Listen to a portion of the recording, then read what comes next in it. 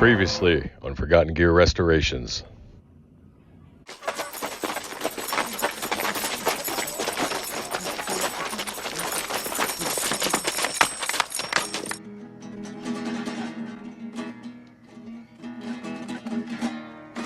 Alejandro, there's no happier day for our Marshall. And new power tube day, my friend. So, let's get these guys popped in and see if they can buy us out. Update soon. All right, Alejandro. Let's chuck her up onto some AC voltage. We're pretending like we've got 120 wall volts going out of the wall today. A lot of people are using their air conditioning, so there's going to be a pretty heavy draw on the electrical grid. And let's assume that it's a little spicy at the socket today. We got your tubes warming up, and the good news is that they bias right up to 65% max plate dissipation. Perfectly balanced, 1 milliamp wiggle, just like I like it.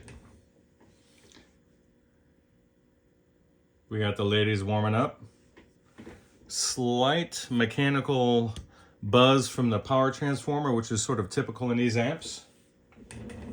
But it's the good news is it's not being transduced through the output transformer. So let's wind these down and see if we can make any joyful noises. Oh.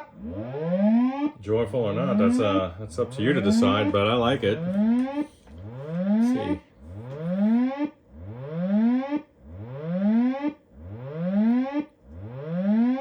I like it. Whoa, mama. I like it.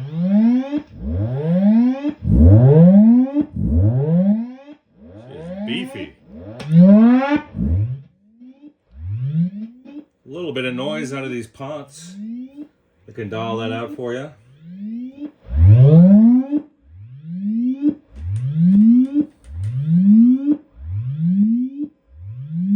Alright, I'm running about 500 millivolts through the input, which is typical of today's guitar pickups. A little bit of crud there in your pots. These pots are sealed, so pretty difficult to clean. A good approach would be going through the front. So a little more difficult, but I'll see what I can get out of it. And she's shifting without issues.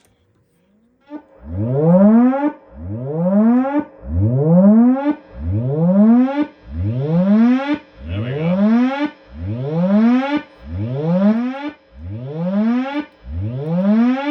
Awesome. Awesome. We're in business. Update soon. All right, I've cleaned all your pots to the best of my ability. And I'll show you other guys a trick for that. Because this that can be an intimidating thing to do when you're approaching that part of the service on these amps. You're talking 3 disparate circuit boards for the control panel. One of the issues that I typically see on these is that the potentiometers are loose, meaning the chassis hardware that connects them is always loose. And literally, that's the case here. So let's get these tightened up. I don't recall offhand if this particular circuit relies on this chassis connection to form its grounds, but I know a lot of other amps do, and they're critical, like the Hot Rod series. Some of the JCM amps, the Roland amps, yeah, JC120s and such. If you have a loose ground on that, then you're talking some serious issues. All right, one of the ways I like to approach pot cleaning on these, and you don't do this for every amp because it's something that could cause a lot of mess on the interior. So you need to be extremely careful in the way you do it. And I'll use a chopstick. Illustrative point. So what you're going to do is you're just going to put a couple of drops of your cleaning fluid of choice onto the shaft here and let it shimmy its way down. And you do that to each of them. If you see a puddle forming here, you've gone way too far. But yeah, all the way down. And then by the time you get all the way over to the end here, back on this end, you're ready to start working the pot shafts here. You'll just do this until you feel them loosen up a bit. Just work your way down. Work your way down, all the way down. And then you'll be in business. And that's as good as it's going to get on these. Otherwise, the labor would exceed the price of the amp. I've already done this. Off in the background. All right, this is what I was referring to. These are sealed. Which is ironic because these get dirty very easily. I'm just... What are you gonna do? What are you gonna do? All right, update soon, bub. Oh, it's finally that time. It's finally that time.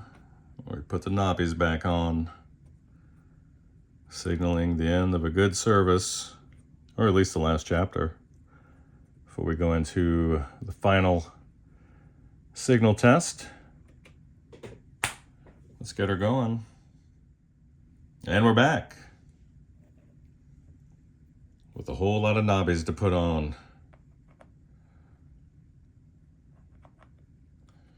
It's when you appreciate these D shafts. All right, here we go. You are no longer needed.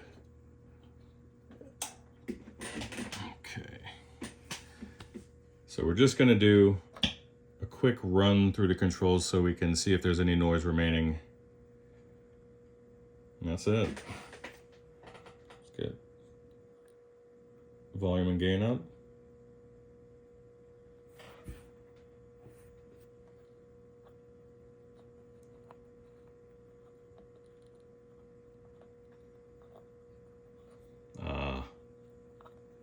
That's right.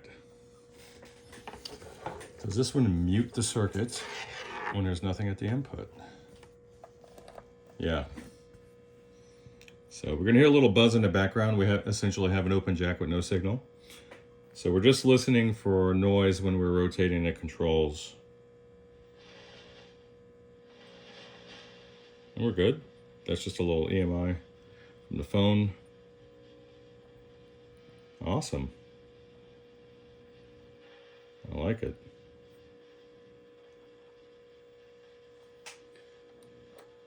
Go to Crunch channel. Again, there's going to be a lot of buzz here, but we're just listening for noisy pots, of which there are none. Perfect. Like it. Tone shift.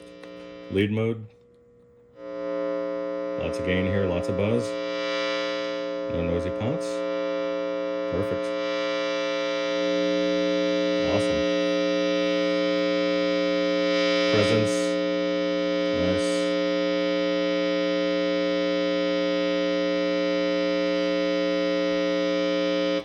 Mute. Deep. Virtual power reduction. Perfect. Back into clean. I like it. Let's get a signal through her. All right, here we go. Nice, mid boost. All right. Crunch.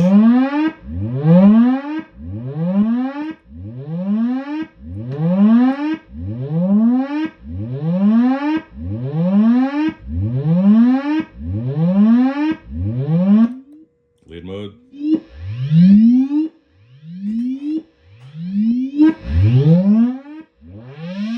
It's a lot of gain.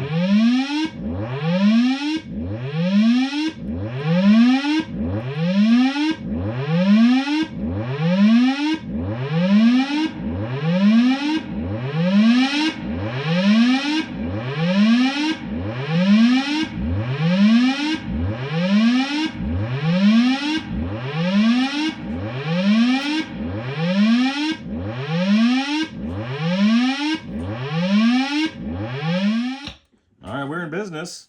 It looks like I do have a little bit of noise to investigate though, so I'm suspecting one of those old preamp tubes in there, but let's see what we can do about it. Bye. All right, Bubba, so V2 is causing some issues, some intermittent background noise, the old rustling leaves sound. It's one of your original tubes. This thing is very old.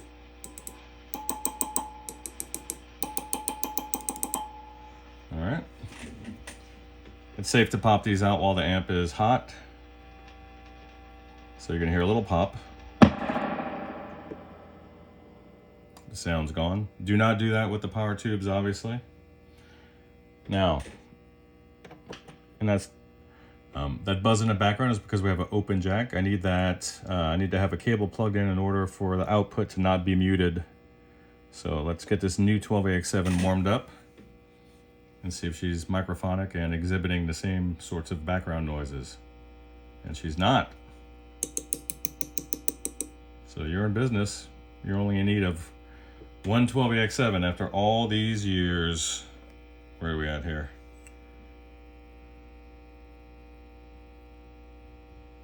Good job, buddy. Good job. Your time is done. Rest well. Go to sleep.